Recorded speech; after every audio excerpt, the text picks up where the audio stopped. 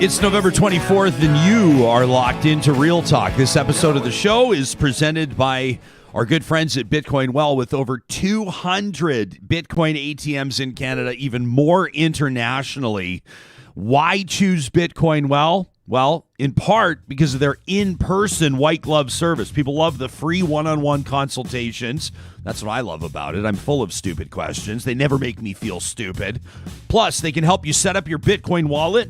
They can help you understand Bitcoin. They can help you feel safe buying Bitcoin. Not everybody can do that. You'll find them under the sponsors tab at ryanjesperson.com. Real Talk starts right now. Here's Ryan Jesperson.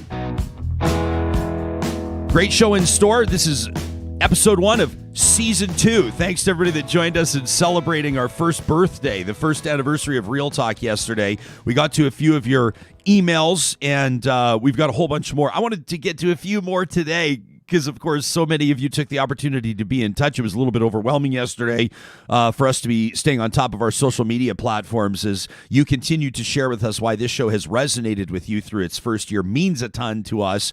And we're going to keep the ball rolling. We're excited about what year 2, what season 2 looks like. Some big changes for this show, and that's because of the support of audience members like yourselves. You can hit us up anytime on Twitter at the Real Talk RJ account, at Real Talk RJ. That's our hashtag as well. And you can send us an email anytime to talk at ryanjesperson.com. Coming up in about 8 or so minutes, we'll talk to well-known Western Canadian political columnist Rick Bell. They call him the Dinger, or at least they used to back in the day. He writes for the Calgary Sun, and the Dinger has found himself in the crosshairs of Alberta's Premier Jason Kenney, which is kind of unusual because, as Rick writes himself, he's been pretty friendly to the Premier for the past few years. And he's been rewarded with first questions, or at least regular questions during media availabilities. He gets the scoops, he gets the exclusives, but it sounds like Jason Kenney's a little bit pissed off with Rick Bell. So we're going to find out why. Plus, we have received information that there was a bit of a dust-up at the United Conservative Party's AGM over the weekend, including the Dinger. And so I'm going to ask him what's up with that, whether or not that's true. Rick Bell coming up in just a minute. We're also taking a look at some of the stories that are making news today.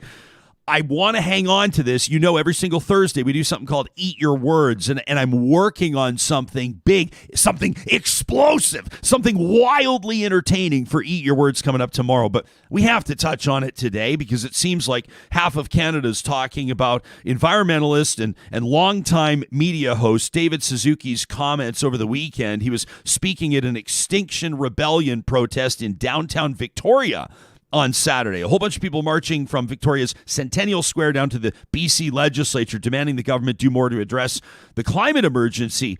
Of course, you might say that emotions are running hot in British Columbia right now. Across the country, certainly, but in British Columbia, where they've experienced devastating wildfire for a number of months, and then flooding that's absolutely crippled their much of their transportation network, and certainly more, including some entire communities. And our thoughts continue to be with the people of British Columbia and the brave Canadians, the remarkable people, both in professional and volunteer capacities, that continue to assist them. They've moved right now, and this is not to look over, gloss over, or ignore some of the horrific stories, the fatalities of some people that have been reported or are yet to be reported, and the deaths of many, many animals as well. But they've moved from recovery and rescue efforts now into the slow process, but admittedly an accelerated process of demolition and then construction. They're trying to get the Coquihalla Highway running again. They're trying to get railroads passable again. I mean, this is a big deal in BC. So people are taking a look at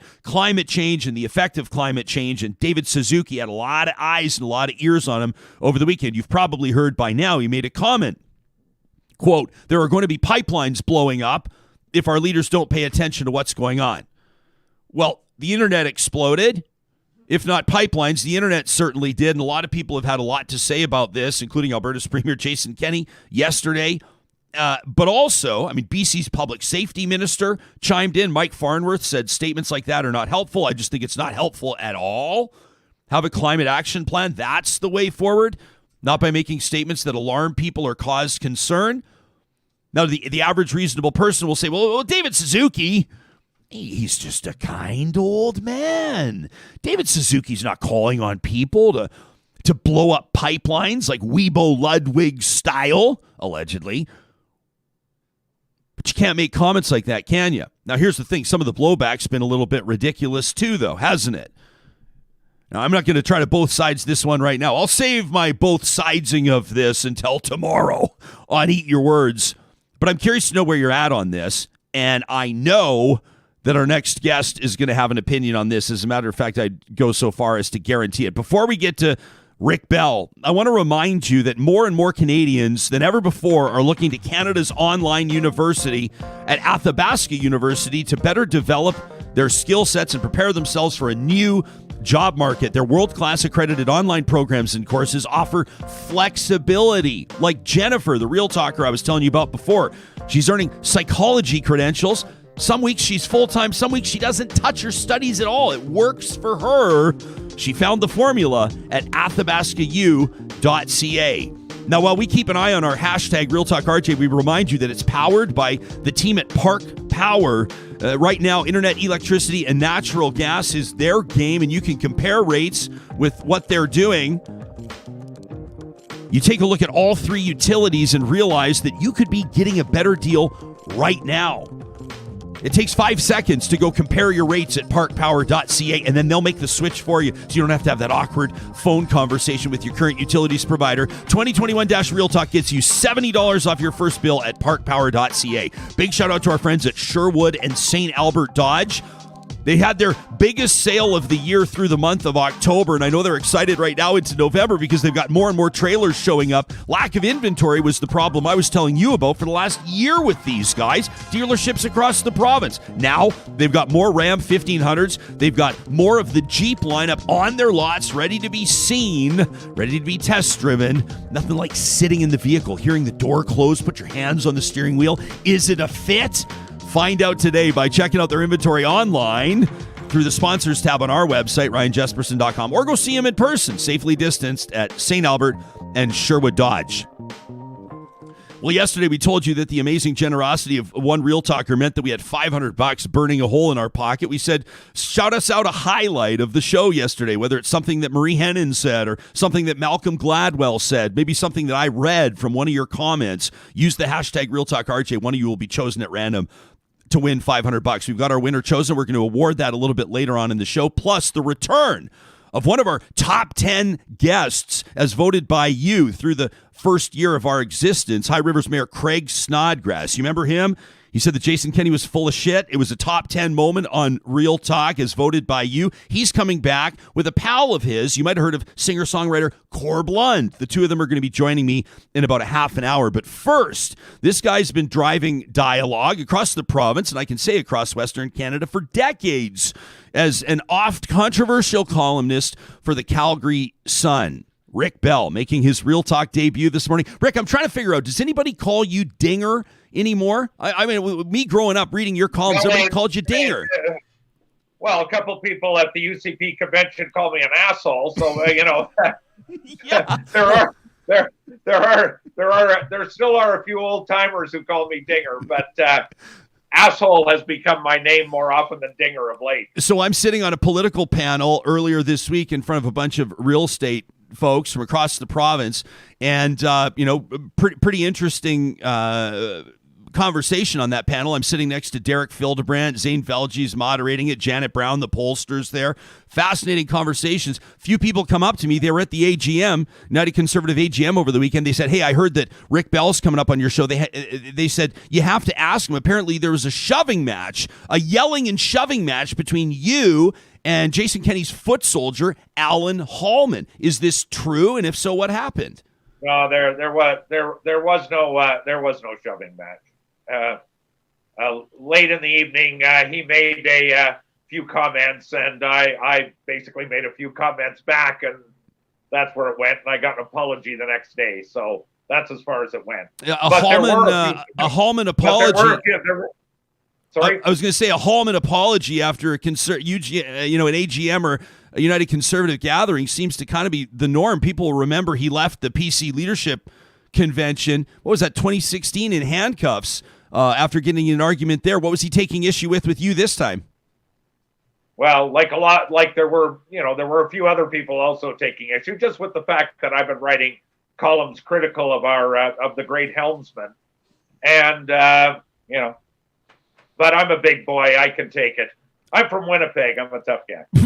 I know you can take it, Rick, and I know you can dish it out too. And I know you. So I don't think you're not gonna mind me. I think pointing out that for the past number of years, your columns have been pretty damn friendly to the premier. So how could they? I mean, if they're working to alienate you, in my mind, this pendulum has swung all the way that it's going to swing. I mean, what's going on here? I mean, I don't know. I mean, I just call it as I see it, and I have written a lot of columns talking about Jason Kenney being a voice of principled conservatism, and of late, I haven't seen that, and I've seen a lot of mistakes in government, and I've seen a lot of things that I don't like in the government. So I comment on them. It's as simple as that. I don't have a big ideological agenda. I just call it as I see it. I'm like the guy in the press box at the hockey game. If the team is not doing well, I'm not going to say the team's doing well if it's not doing well. What am I supposed to be? I'm not on the payroll of Premier Jason Kenney. I'm not his flippant director of communications. That's up to them to spin the stories. It's not up to me to spin the stories. If they think I'm going to do that, I'm not going to do it. I'm going to call it as I see it, as I always have. But I was supportive of Ralph Klein on some things, and then I attacked Ralph Klein. I've been supportive of all sorts of things. I mean, it's issue by issue. And former NDP leader Brian Mason used to call me a maverick. I'll take that. And I don't mean the Maverick Party. But, I'm not going to be a flippin' shill for anybody, any position. Sometimes people on Twitter will say, well, he agrees with Jason Kenney on one thing. Oh, he's back to Rick Bell, the butt kisser of Jason Kenney. No, it's got nothing to do with that. I never think about that for a minute. I just look at the issues and talk about them. And that's why I've gone on the COVID broadcasts, and I've talked about the terrible response for the fourth wave as an example. Or I've talked about the leadership review a lot and how a lot of people in Alberta do not like Jason Kenney. And many people in Alberta hate Jason Kenney. What am I supposed to say? That they don't? That if I went door to door in Calgary, that suddenly, they're in love with him? I'm not the propaganda ministry here.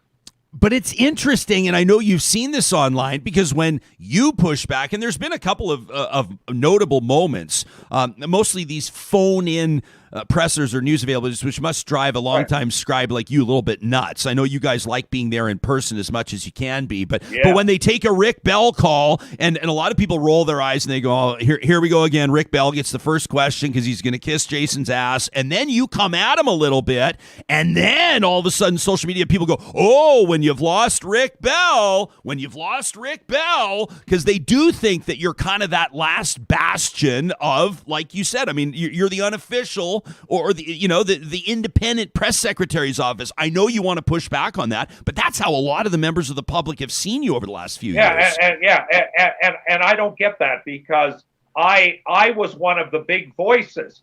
By the way, when people on the left in the Redford era and in the dying days of the Toryland dynasty, I was the guy who called it Toryland. I was the guy going against the cronyism and corruption of the PC dynasty. I'm the one that wrote the obituary in the 2015 election on election night, when a lot of them were sort of treating, well, Redford's a bit of a progressive, maybe you're going a little bit overboard. So I don't know where they're getting that from. Yes, I thought that Jason Kenney ran a better campaign than Rachel Notley in 2019. Go after me for that. But this idea that I'm sitting there with a bunch of books of conservative philosophy and then measuring that against the political reality, no. I am looking at the performance of the government, the performance of the opposition. Sometimes it's Calgary City Council as well. And, I remember last election, there were all this speculation on Twitter. He's going to be made the chief of staff to Jason Kenney. He's going to be made the director of communications for Jason Kenney. I never got a phone call. I don't get phone calls from Jason Kenney. What if you would have been asked? Would you have done it? Probably not, no. But you thought about it. Not really. How long have you had you've had the column at least 30 years? Yes. Have you I've been in this game 32 years. Yeah. So I think that the Redford, the anger. I mean, around, I guess I'm looking back and going, I want to stay in this game, the same game that you're in. Yeah. This is where the action is. Oh, this is where especially your show here. We're in the high octane reality here. Yeah. Because what would happen is, if I was ever hired by any politician, I'd be fired within 48 hours. So what's the point?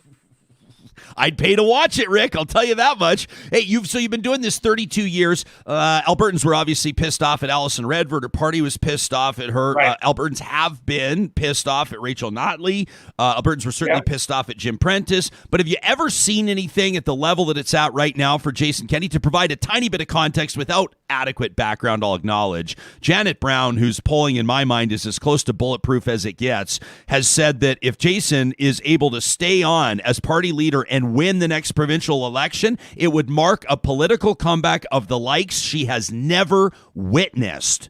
What's it like from your perch? Janet is absolutely right, because the people that are talking viscerally in here, in the heart, are talking against Kenney span all political philosophies, all political positions, and you encounter time and time again from voters, not people on Twitter, not people even on political Facebook, but just voters saying they just do not like him. Even if they can't point to a particular policy, they still say they do not, some of them even say hate the premier. And that level of intensity among such a broad band of people is quite amazing to behold. And even when he does something that is, perhaps not as controversial, people still, that is not moving the dial. And that's what happened at the UCP convention. There was all this love in. They stacked the convention. Everything's love. Alberta's on the rise. Alberta's on a roll. They love me. They love me. I survived without a major screw up. But did that really move the dial in the real world? No. People still feel the same way now that they felt last week. But, and if he came back from that, if people suddenly at the door went from, I cannot stand this guy, get off my doorstep, I don't even want to talk about him, to, yes, I'm voting for premier, it would be a monumental comeback. Because with somebody like Alison Redford, it was issue related. It was to deal with the misuse of government flights, of the government fleet of planes.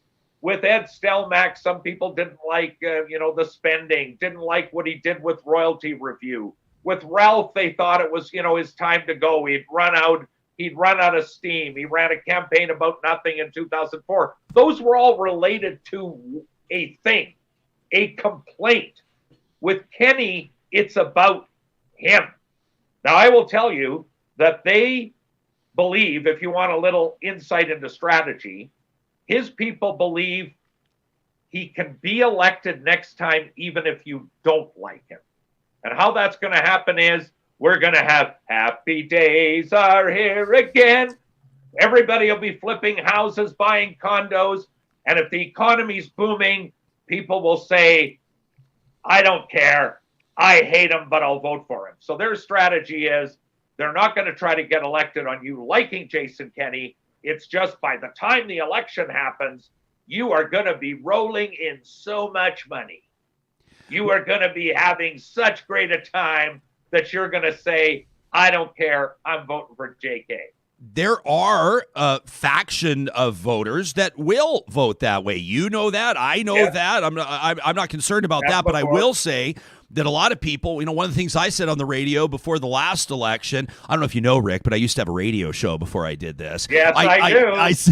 I said there's going to be people voting for both significant parties in this election, plugging their nose and doing it in both directions. And I think a lot of the people that were doing it on the UCP side were the so-called progressive conservatives. That's the camp that I would probably identify with. People that said, I know that he spent time in San Francisco campaigning against the spouses of hospice patients, being able to visit them in end-stage AIDS death. And I know that he did, all these shady things and faked a citizenship ceremony. I know all that kind of stuff. But you know what? I think he's going to invest in the pipelines. I think he's going to get it through. I think he's going to get my cousin back to work. And so we're going to vote UCP. And now I think they've seen what happens when you let the fox into the hen house. They've seen through the bluster. They've realized that a lot of these investments have been sort of like narrow vision, pointed failures. And I'm not sure people are going to extend the benefit of the doubt again. I mean, these reports of the AGM over the weekend, it's remarkable to me. $80 a barrel oil is already here, and the polling is not reflecting it.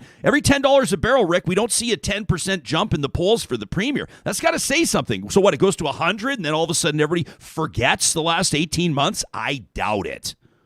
Yeah, I think they are relying on that. There's no, but he, at his final press conference, he talked about far exceeding what he promised, that by the time the election comes, the economy will be far better than even he predicted. So, that's what they have to go on. They're not going to win based on, his winning personality or people having a love affair with Jason Kenney. So, Rick, do you honestly think that you really do think that Kenney's going to lead the party into the next election? Well, we'll see, because there's two hurdles. One is the leadership review. But remember, he got his board candidates won the board elections at the convention. They will control how this leadership review is set up. So we'll see what happens there. I'm not putting a lot of money on him losing the leadership review, because without getting into things too technical, most people want one member, one vote. That one he has a hard time winning. But if they have another convention, and I know, you've been around, if you have another convention, you know what's going to happen. That it could be much more easily controlled. Second thing, there could be a revolt of the MLAs. Well, I'm sure you've been talking about this on your program. They say again and again, we're going to do it. We're going to have a vote of non-confidence. We're going to have 10 MLAs cross the floor and become independents. We're going to show Jason Kenney who's boss. And what happens every time that's promised, including recently in Calgary? We're all standing outside waiting for the big decision. What happens to the non-confidence vote? It doesn't happen. So if you're asking me, do you think the conservative MLAs will bounce them?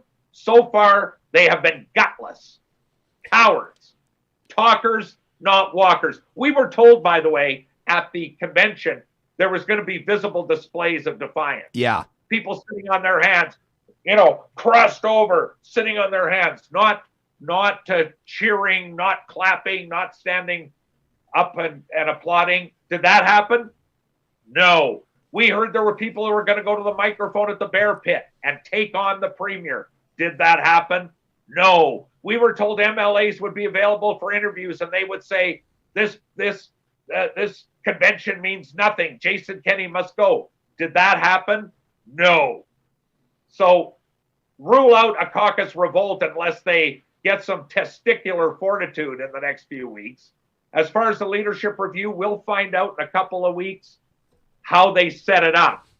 But as I said, the board members are Kenney people. So I should ask you a question. You're the interviewer. Go ahead. Would you really trust a leadership review set up by the UCP? Buddy, I wouldn't trust anything done by the UCP under Jason Kenney. I mean, in my mind, you want to know why Rachel Notley... Oh, he could survive. So he could survive until 2023. Yeah. For sure. And, nobody wants that to happen more than Rachel Notley. You notice how conspicuously absent the NDP has been throughout this entire dust-up over the past number of months within UCP caucus, and the lawsuit from the former staffer and the 17 MLAs signing the letter and then the 22 constituency associations signing on. You notice that the NDP really hasn't said anything, because the worst thing that happens to Rachel Notley's bid to become premier again is for the Conservatives to have 18 months under a passable, likable enough, decent, but reputable new leader, right? Someone like Travis Taves comes in, and people don't really know much about him, but he was the finance minister's kind of a steady Eddie type vibe. And so, yeah, maybe, okay, Travis Taves, right? But in the meantime, I mean, if Rachel can keep Jason in that position, polling around 20%, the NDP are loving every passing week. Wouldn't you agree? Well, I think they should actually put their foot off the gas even a little more, because I recall when Wild Rose really went after Redford, hammered her about cronyism and corruption in government, and sure enough, what happened? She was gone. Again, I think there are people within the government who actually don't agree with you, and they think that Rachel is scared of Kenny, believe it or not. I mean, it's a very alternate universe. I mean, I would love to do, this is my dream column, is to throw a dart at the map in Calgary. Just throw a dart. Wherever it lands, I get to take Jason Kenney door to door for an afternoon in whatever Calgary neighborhood that dart lands, and just let the people speak. Not me speak, not him speak, let the people speak. And I think even polite Calgarians will probably have something to say to him. And again, these are not, NDPers necessarily. These are not people on Twitter. These are not even people who read my column or, watch your show. These are people who just are people, are voters. I mean, I talk to them. I talk to them at coffee shops. You don't have to keep feigning this modesty where you say people that don't read your columns. You are one of at least two people I see in Canada. Rex Murphy's the other one.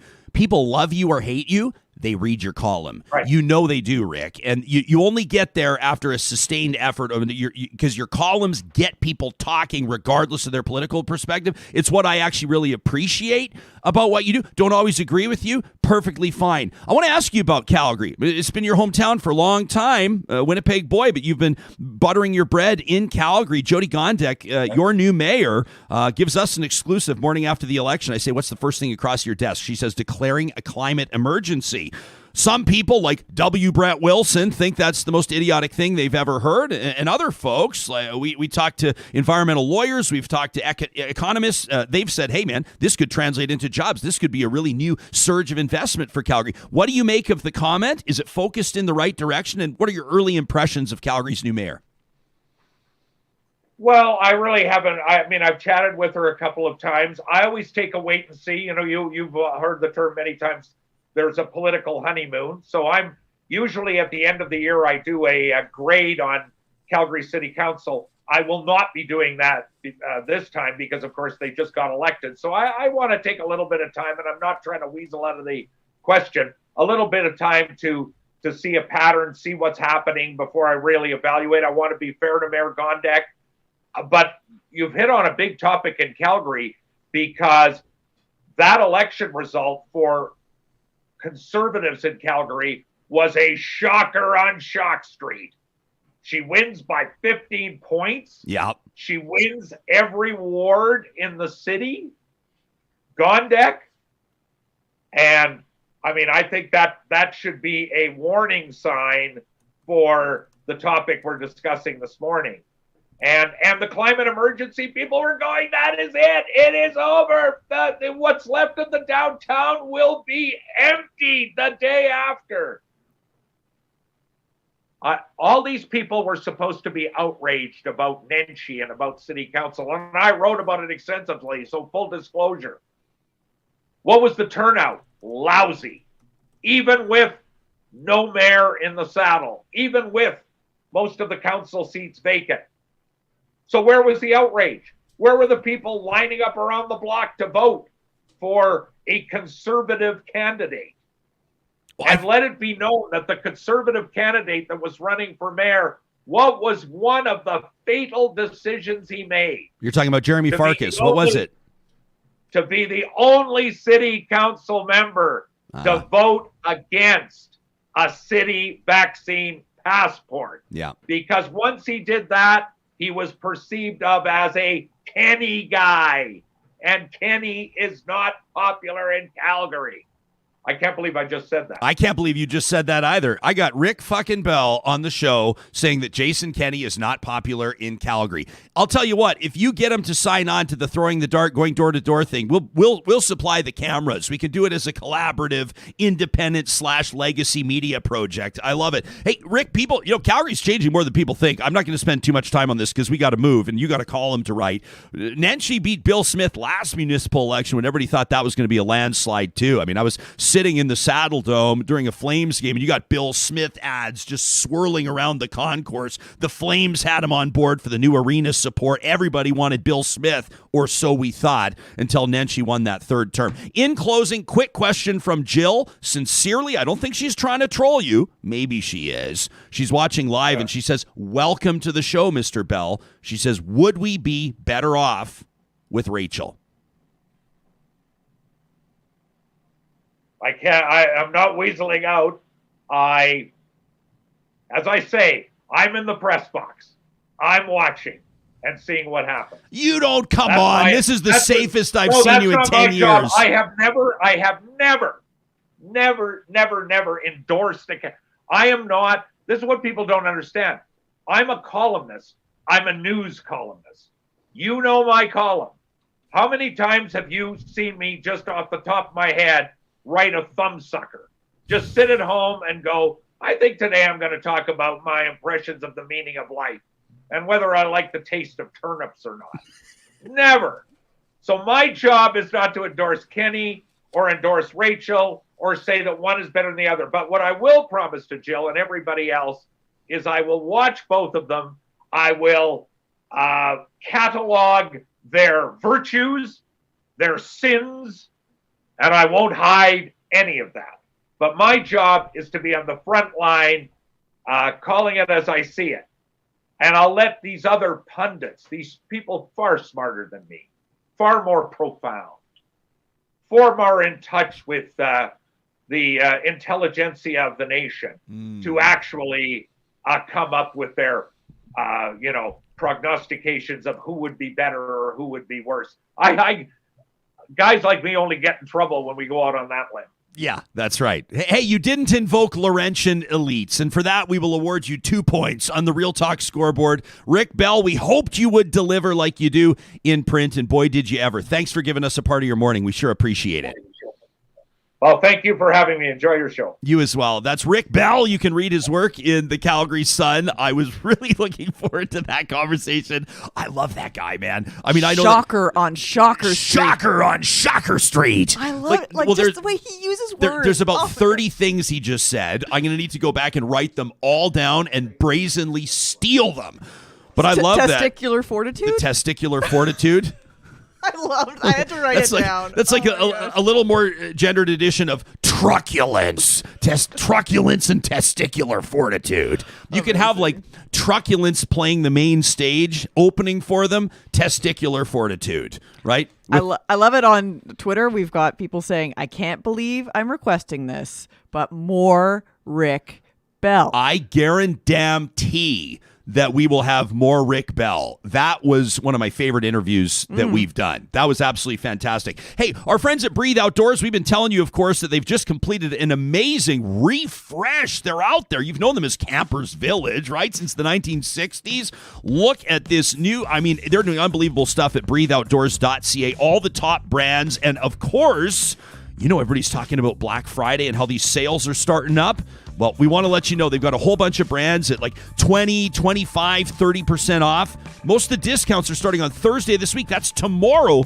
A few of them like Icebreaker at 35% off, which if you know outdoor gear, Icebreaker at 35% off is a big deal. That starts on Friday. You can check out more at breatheoutdoors.ca/Black-Friday. And of course, we invite you to let them know that Real Talk sent you. A big shout out to our friends at McBain Camera. Speaking of sales, speaking of a perfect time of year to invest in your photography, maybe some of the video work that you're doing, our friends at McBain want you to know that the Nikon Black Friday sales are now on. Capture your iconic moments with the classically styled Nikon ZFC camera. It's got those beautiful precision carved aluminum dials with the engraved markings, mechanical controls for shutter speed, which is a big deal. And then it's got this awesome screen that hides away when you're not using it. So compact is the name of the game. If you buy right now, you save $100 on the Nikon ZFC plus that 16 to 50 millimeter lens. You'll love it. Just wide enough, Sam. Hey, 16 millimeters, perfect. Just $13.99.99. $13.99.99 includes a free Roots shoulder bag plus great gift ideas. Visit McBain.com today, and you can see their full list of Nikon Black Friday deals. McBain, create to inspire. Yeah, 16's like 12 millimeters is kind of like the world, maybe 10, 12 millimeters like the world through the eyes of a fish, like a little bit distorted, but 16's a nice wide angle. 16's where it doesn't get like bowed out there. I mean, like my camera here is, it's like, and you see on the wide camera, it's actually pretty close to me. This is at about 16 millimeters. That's about 16 this millimeters. Is about 16. That's great perspective. And then 50 is nice for kind of your standard portrait shot. So that's a great daily driver lens. You can find out more at McBainCamera.com. Corb Lund and High Rivers Mayor Craig Snodgrass coming up in just a bit. We're going to get an update on what's going on with coal exploration in the eastern slopes. This is one of the top stories that Canadians have been paying attention to, in particular Western Canadians. There are watershed implications. There's a ton of implications. Let me just say environmental and industry implications to this. That's coming up in just a little bit. Plus, we're going to take you to the mountains in just a moment. It's part of a Wednesday tradition here on the show. But first, I wanted to get into some reflection based on our show yesterday. It was our 1-year anniversary, and thank you for indulging us in marking some of the high water moments for the show, in taking some of the criticism around how we can do better, and we will, and also, of course, in celebrating the 2 guests that Sarah booked for us yesterday, the unbelievable Malcolm Gladwell, although I left a question on the table, and it drove me crazy all day yesterday, and then Marie Hennon, who I think was absolutely amazing. So Malcolm Gladwell... What was the question? So Malcolm Gladwell, MG, his initials MG. I'm not sure if anyone's read his blog. OMG, and he just wrote a blog post a few days ago about the University of Austin, and it's being founded by a whole bunch of conservatives. Malcolm himself writes, and you can just search it yourself, read it. You won't regret it. It's worth a few minutes. He says, I typically lean a little bit left in my ideology. He says, but young left leaners or young liberals should attend the University of Austin. He said it's great to confront different points of view and conflicting points of view. And I wanted to pick his brain on that. But you know what? Sometimes in an interview like happened yesterday, we started talking about reconciliation. We started talking about cultural appropriation of music, and that just burned a few minutes in a good way. It just meant that I left that big University of Austin question on the table, and it would kind of address, though, the bedrock of this show, and so that's why I was disappointed. It's not the first time in my career where I've been walking the dog going, damn it.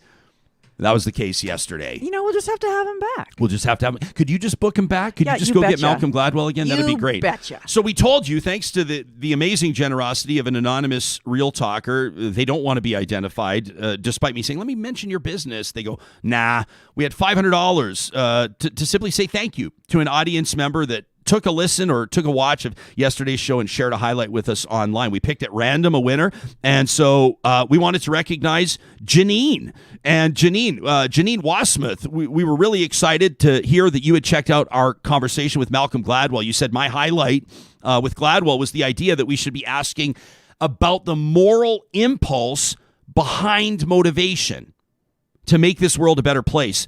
Says Janine, it's not a weird question, it's the right question. Janine says, I really want to read his book right now. The moral impulse behind motivation. The jumping off point there, talking about Paul Simon traveling to different parts of the world and adopting those musical traditions. And we got into whether or not that flies today with artists who, as Mr. Gladwell put it, are preferred typically to stay in their cultural lane. If you missed the conversation, his take on it wasn't exactly where I thought he'd go. And I really appreciated that. Janine, you say you want to read his book. Well, now you'll be able to pick up a copy because we're going to be in touch with you, and we're going to be sending you $500 by way of essentially a cash gift card. So thanks to the Real Talker, the viewer that made that possible, that made that happen. I love it. We also got a whole bunch of emails yesterday, like from Curtis to talk@ryanjesperson.com. Curtis wrote into me, and he said, I'll tell you one thing. Through the first year of Real Talk, I've been led to believe that people like me don't have a place in your audience. Curtis. And I wrote back and I said, hang on. I said, whoa. I wrote him back and I said, I can't write back. I can't respond to every email. To be quite honest, I can't read every email. Hoyles does an amazing job. And Katie, a member of our team behind the scenes. But I read as many as I can. But ones like Curtis, that really kind of gets on, not gets under my skin. That's the wrong way to put it. It kind of bothers me. It kind of makes me concerned. And I reached out and I said, what do you mean, pal? Elaborate. And so he writes in, he says, it seems, and maybe I'm wrong, that unless one is all in with the views of the majority of the audience or you, that they will be made to regret it. He says, no, I'm not saying that it's your or even the audience's intention. It may just be an inevitability of the society we're in. To hear you talk of trying to include dissenting views is encouraging to me. It may just take some seeing to believe. He says, I've been a fan for years.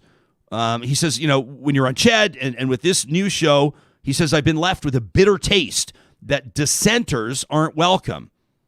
Curtis says, or maybe I'm just getting old and I'm losing touch with a changing world. I'd hate to see you locked in an echo chamber. Either way, congratulations on 1 year. I wish you well. So I wrote Curtis back a personal message, which will stay between us.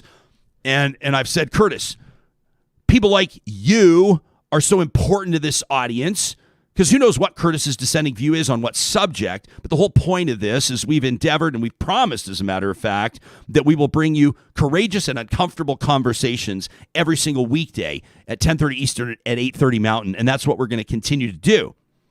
So if you take a look back at our guest roster, I think you will find that we do run the spectrum. Now, typically I'll talk to somebody. There was someone anonymous on Twitter this morning, some kind of sock account that was coming at me saying, climate science to you is settled and you won't have these dissenting voices. I go, like who? But I have a pretty clear idea who they'd like to have on. We're not going to bring on, as we used to say back in the day, dolts. I'm not going to bring on morons that have no idea what they're talking about, that are in fact steering us in the wrong direction. People have said through COVID-19, Real Talk only brings on the scientists. They only talk about the data and the evidence. Correct.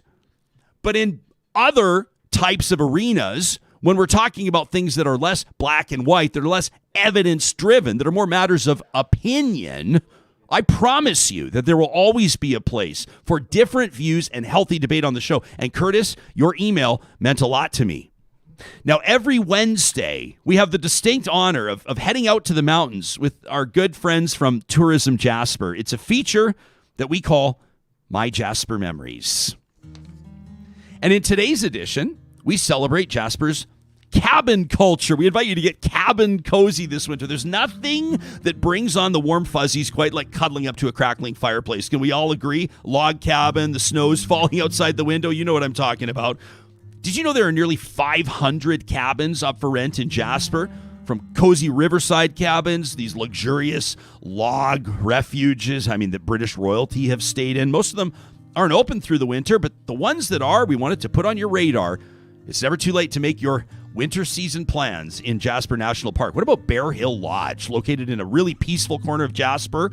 Bear Hill Lodge's accommodations, the only cabins that are right in town, and there's a ton of different options depending on the size of your group. Real wood-burning fireplaces, earthy furnishings. I love this. Rich in texture, honest comforts. Look, beautiful stuff. Fully equipped kitchens is what people love there. Then there is the Fairmont Jasper Park Lodge, maybe my favorite place on planet Earth. Cabins that wrap around the shores of the pristine Lac Beauvert and Canada's #1 golf resort, surrounded by nature, abundant wildlife. I'd almost guarantee you'll see elk while you're out there. This 700-acre year-round luxury resort offers activities for all, including the luxurious Fairmont Spa. You have to check it out. The Overlander Mountain Lodge is worth a visit. I guarantee it. Spectacular views. They've got the award-winning Stone Peak restaurant, which is really great, and ultra-comfortable lodging. It's located on the eastern edge of Jasper National Park. Their accommodations include the Lodge Mountain View, which people love. You can get them with kitchenettes. They're pet-friendly, and they're open year-round. And finally, I love this place. If you're coming in from Hinton on Highway 16, that's when I start to get really excited. You hit the Friesen Brothers in Hinton, and then you hit the Pocahontas Cabins, situated at the start of the Miette Hot Springs Road off the Yellowhead. They're like 30 minutes from the Jasper town site. They have an on-site playground. You can enjoy in the summer a heated outdoor pool, and of course in the winter, plenty of perks. The peaceful serenity of a quieter season. They have kitchens, balconies, and you can barbecue yourself. I love it. The historic past of Jasper National Park on display. You can check out more about these cabins. Follow the links at jasper.travel/realtalk, and we would love to see your photos, your video. You can share them with us anytime. Make sure you use the hashtag MyJasper and the hashtag RealTalkRJ, and you could see your memories featured on the next edition of MyJasper Memories. Well, it's been a while. I mean, we do our best to stay on top of stories that matter to Canadians, stories that are making headlines around the world, and of course, a lot of the stories that nobody's talking about. That's kind of part of the point of a show like this. It's been a while since we checked in on the movers and the shakers that are pushing back against coal exploration in the eastern slopes of the Rockies. And it's a real pleasure to welcome back to the program the mayor of High River, His Worship Craig Snodgrass, and award-winning and beloved singer-songwriter Corb Lund. Fellas, welcome back to the show. It's great to have you here. Corb, let me start with you. I mean, you were one of the first prominent voices, one of the first known Canadians, people might say, to step up in defense of this part of the Rocky Mountains. What's been happening over the past few months? Well, not a lot on the public scene because the Coal Consultation Committee has been doing their work and trying to get the opinions of Albertans logged so they can submit that to the government. The coal companies in the background have been stepping up their efforts to use PR and influence to try and convince municipalities and everybody else that this stuff is a good idea. And it's kind of a drag because all the work that all of us have put into this, it's still going on. And it's been out of the news, but it's for sure still going on. And in my opinion, the government still plans to plow ahead with this stupid idea. So we're still fighting it. Mayor, is that accurate, Craig? Yeah, Mayor, how about from your office? I mean, what have you been seeing? What have you been doing? What can you control at this point? What's your assessment? Yeah, just kind of like what Corb said. We went, Corb did a few things over the summer, and we did a couple of things, but kept it fairly quiet to allow the Coal Policy Committee to do their work in the public consultation. That was extremely important that they were kind of allowed the freedom to do what they were doing.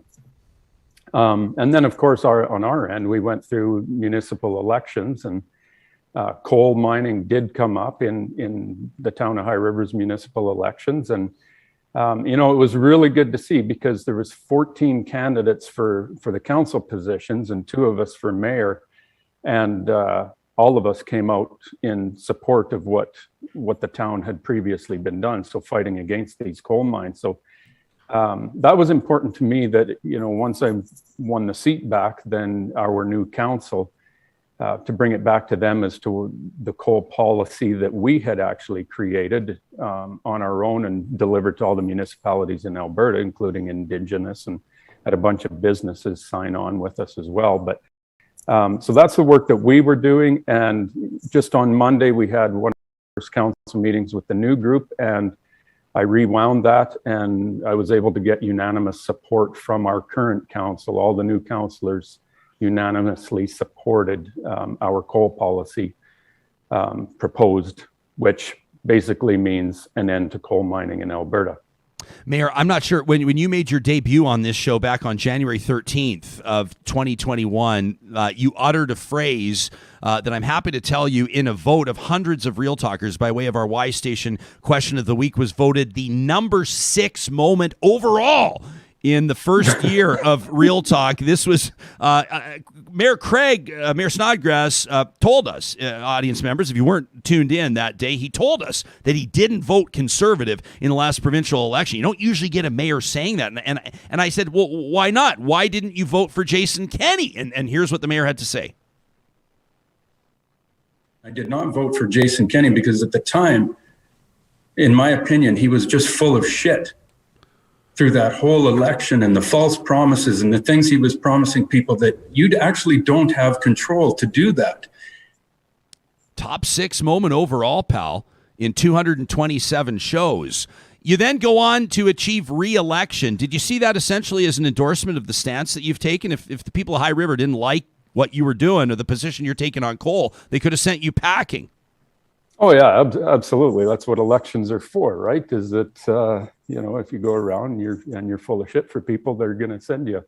It's interesting when you had Malcolm Gladwell on yesterday. I'm sorry I missed that, but man, what an interview that would have been, because he's got a fantastic book out called Talking to Strangers, and it's all about that, is how to figure out who's full of shit. I can confirm, right? Craig, that it was a phenomenal interview. The interviewer so skilled. It was unbelievable to watch him at work. Hey, Corb, back on the 19th of October, right? You released this new tune, This Is My Prayer. It's a re-release, but you collaborated with a whole bunch of country stars. And it's essentially, I guess, is it an anti-coal anthem? Can you tell us how Corb Lund and Friends, This Is My Prairie came about? Yeah, it's an old song I wrote 10 or 12 years ago, and it was fiction at the time. But thanks to the government, it's sort of become a reality. So it's about landowner rights, and it's about extraction issues. And when I first started making noise about this, some of the first people to support me on Twitter and stuff were some of my friends in country music, Brett Kissel and Terry Clark and Paul Brandt and those guys. And it occurred to me that it might be a powerful statement to get us all together singing the song. And it's notable that none of the people that I've mentioned are known to be raging left-wing fanatics. Right? These are all rural people. These are all people with conservative listener bases. And it puts it, the stuff about the premier said about this being about nothing but urban busybodies is just complete bullshit. It's rural people, it's urban people, it's First Nations people, it's everybody. Nobody wants these coal mines. Nobody wants them except for a handful of people in Crow's Nest Pass who want the jobs, and the government people who, I don't know if somebody's getting paid or what, but they will not back off of it. And the thing is, like, as the polls continue to mount, like, it seems, it started off, the one last year I heard was 70% of Albertans were against these things. Every number I hear gets higher. And Ron Wallace, the head of the coal consultation committee, stated that he estimates 85% of the responses he's getting are strongly against this coal stuff. So I don't know. It's just ridiculous, and it's stupid, and it's short-sighted. And I'm more pissed off than I was to begin with, because I put so much time into this, and so has Craig, and so have a lot of us. And we're Albertans. We're not foreign funded. We're Albertans who just don't want our water messed up and don't want the Rockies destroyed. And, you know, I've dug my heels in now. And this is a message to whoever wants to lead the province, whether it's the current premier or a new leader of the UCP or a leader of a further right party that might break off, or the leader of the NDP. I don't care. I'm not going away, and neither is Craig, and none of these people are going away until we get no coal mining in the Rockies, period. We don't care about category 2 or 4. It doesn't matter what category it is. We're not going away. So anybody who wants to take that position, if they want to horse trade categories or whatever, that's not going to work, because we got a light on them and we're watching them really close, and we know about this shit, and they should just tell the coal companies from Australia to go home. Preach. I love it. Corb, I'm not going to ask you. I don't want to put you in a tough spot because you're a classy guy, and it'd be a bad move on my part. So let me say it out loud. You've alluded to it. These other country singers that participated with you, two in particular, I'd like to note. Paul Brandt, who I've got a lot of respect for, I really like Paul. but Paul's chairing the Premier's task force on human trafficking. He's directly tied to this government. Brett Kissel is a business partner of W. Brett Wilson's. He plays all of his parties. He does all of his events. Brett Wilson's called for environmentalists to be hanged for treason. I mean, like, it's remarkable, in particular, to have Brett Kissel, who I also like personally, to have him on this project. It says a lot, and why I think it's important that you have this song out and you get people talking and you get country stars and other notable Albertans involved in this is that, no offense, Mayor Snodgrass, and I know you're not going to take offense to this, but we're all the same way. We know what Corb's alluding to. Once we start talking about committees and policies and rankings and people that care, even them, their eyes glaze over. Nobody, it's tough to stay focused on that stuff. Government counts on the fact that we have a hard time staying focused on that stuff, doesn't it, Craig? Oh, yeah, absolutely. And that's the thing about, what Corb was talking about with the upcoming election, is that this isn't going away, and this is not, there's been stuff that's come out of the Crow's Nest Pass recently talking about the influence of American money and coming into this coal committee, and it's just BS from start to finish. And the only foreign funded money that's coming into this province right now with the coal stuff is the Aussies' money. That's it. So, you're being very hypocritical to pin that on anybody in this province, that this coal fight is foreign funded. It's not. It's BS. It's just us. It's just Albertans. I don't care left, right, up, down. It doesn't matter. Well, I mean, the word foreign, like, there's such, it's just so funny to, like, the Australian coal miners, they are foreign. Like, the foreign ones are the ones fucking up the eastern slopes. That's the whole point. I'm not wrong. No, you're bang on. That's totally right. And all the coal is going to be going to Asia as well. So Mayor Snodgrass is right. The only significant foreign influence in this whole mess is the Australian coal companies. That's the only significant foreign influence in any of this. And I don't see why the government can't get it through their heads that there's no shadowy behind the scenes moving parts here. It's Albertans that don't want their water messed up and that don't want the Rockies messed up. It's really simple.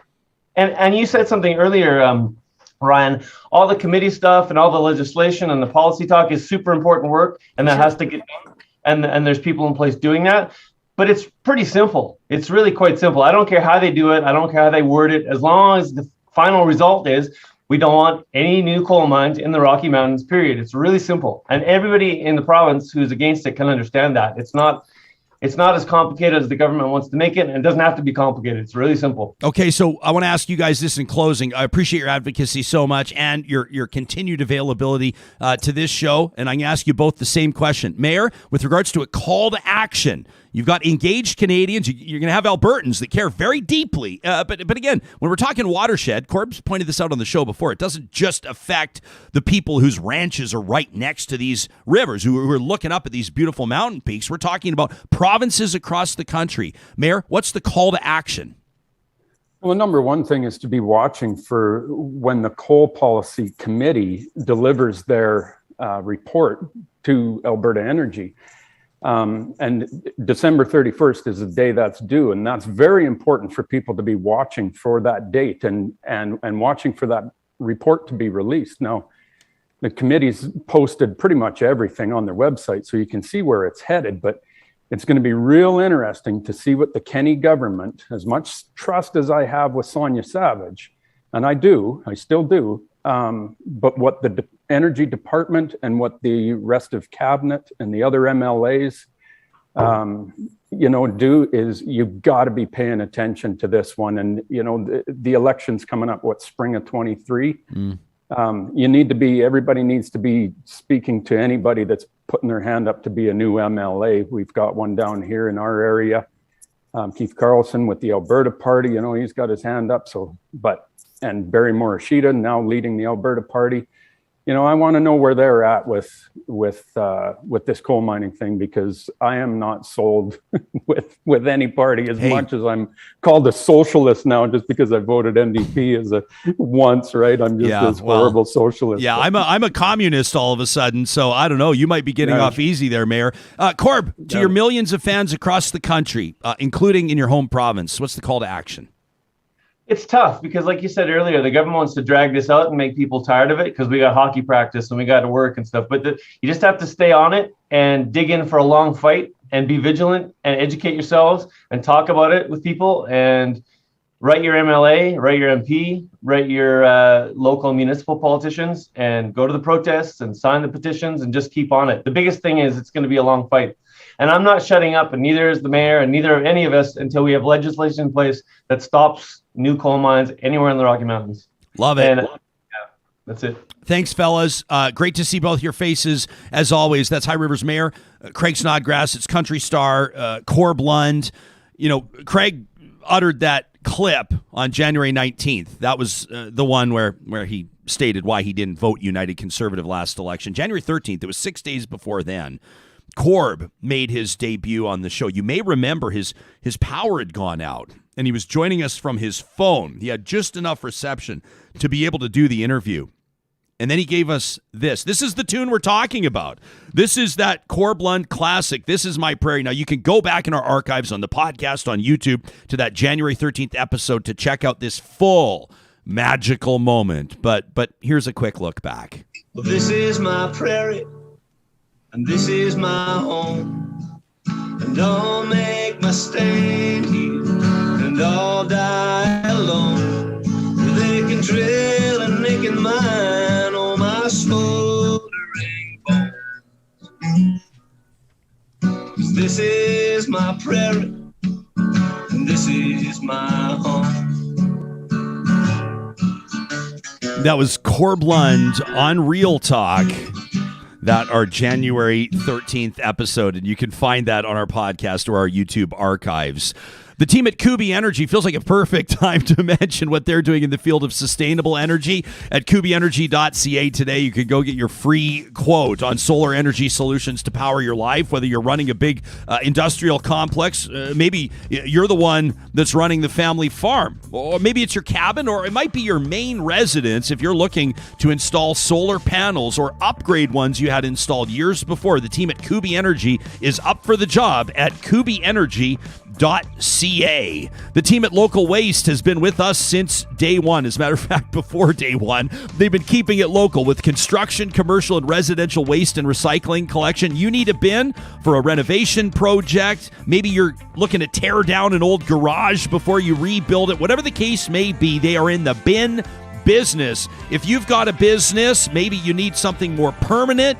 Maybe you got a restaurant or a retail location. They'd love to talk to you about getting you a better deal than what you're currently paying your current provider. You can find out more at localwaste.ca. Our friends at the Dairy Queens of Northwest Edmonton and Sherwood Park have been in our corner, and we celebrate our first year along with them. It was great to hear from them yesterday.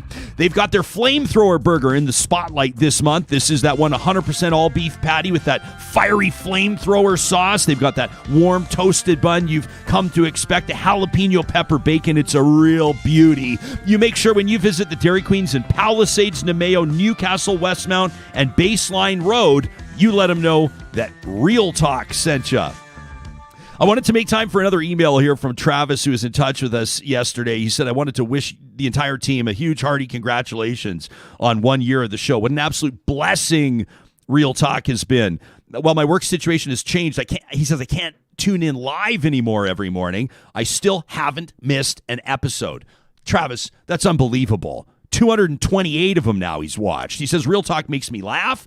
It's made me cry. It's made me want to speak up and demand better of our elected officials. He says, I can't wait to hear the interview on coal. Travis, I hope it delivered for you. He says, Real Talk has made me want to be a better person. It's made me more empathetic. It's inspired me to learn and have a better understanding of the issues that everyday people face. Travis says, sometimes I think the show's maybe outgrown that little New Year's Eve Patreon gathering from 2020. I don't know, Sam. Just wait till he finds out about our Christmas Eve morning plan. He says, but damn, I'm proud to be a small little part of this amazing community. I still blush and I get anxious about the time that you shared my photos of wolves during Positive Reflections back in April. Sam, you remember that one. Those photos were unbelievable. Yes, I've not. You immediately, I saw it in your face. You immediately remembered them. I just did one of these. Yeah, those were amazing. I'm glad we incredible. drew that line back to Travis. He says, real talk may have grown into a pretty bird or a majestic Canada goose that can now fly, but I hope you never migrate south or anywhere else for that matter, unless it's a better opportunity, yada, yada, yada, says Travis. Thank you for the past year. But then he found something to criticize me on. He says, P.S., it's all your fault for getting me absolutely hooked on Friesen Brothers. He says, I absolutely love it there. He says, I'm still hoping for some cinnamon buns to show up under the tree this year. Well, the good news is, Travis, that even if the cinnamon buns don't show up under your tree, you can still find them at 16 Friesen Brothers locations across the province. You can also find their Burgenland Christmas cake. This is an annual treat with a Christmas-rich tradition. That's Granny Loveson that you're seeing there. An absolutely legendary figure in the history of Friesen Brothers. She's one half, some might say the better half, of the founding couple, if you know what I mean. Granny, what an absolutely wonderful human being. Friesen Brothers has been family-owned since inception. It's what sets them apart. When you walk into a Friesen Brothers, you see big black and white archive photos. These are the people, the butchers, the bakers, the sausage makers that have been making this thing happen for more than 65 years. Friesen Brothers, Alberta grown and Alberta owned. Hoyles, before we go, there's something that people are paying attention to way, way, way high up in the sky. It's the stuff of sci-fi movies. And of course, as the editorial producer of this show, you're always keeping your eye on about a million things at once. So what's shaking? What's this deal? But this sounds like Bruce Willis in Armageddon. They're going to send a bunch of drillers up to save planet Earth. What's happening? Well, they're trying to figure out if there's an asteroid that's hurtling towards Earth, can they, avoid tragedy? Just like, we don't want to end up like the dinosaurs, right? Yeah. So they figured out they're going to give this a go. They're going to try shooting. It's actually happening right now. This is called NASA's DART mission. That's right. They shot it up this morning, and they're trying to divert an asteroid, something that's actually coming towards us. We're safe. We're fine. Okay, we so are fine. it's not time to panic quite yet. Not yet. But they're giving it a go because there's something headed our way. And a great astrophysicist kind of explained it. Yeah, nobody, I think, garners more immediate respect. I mean, maybe other than David Suzuki, right, everybody? Maybe other than David Suzuki. I'm just prepping you for Eat Your Words tomorrow. I'm just getting ready. I'm just turning up the temperature for Eat Your Words tomorrow. But Neil deGrasse Tyson had a great interview on CNN, and here's a quick bit of it. If you look at movies about this sort of thing, what they want to do is blow the sucker out of the sky. We're very good at blowing stuff up because we have no end of weaponry to do this, but that's not the wisest path. All engineering calculations tell us, because if you blow something up, while we're good at blowing it up, we're not as good as knowing where the pieces will end up. So it's safer and it's more controlled to deflect an asteroid from harm's way. And what we found is a double asteroid. So the DA in the DART stands for double asteroid redirect test. And we know the orbit of the moon, the moonlet, if you will. That's about the size of a football stadium. And it's an orbit around its host asteroid. And we know that orbit with good enough precision that if we slam our spacecraft into the moon, it will alter that orbit, and it should alter it in a measurable way. And if we succeed at that, it's like, oh, yes, now we have methods and tools to deflect asteroids that we may one day discover have our name on it.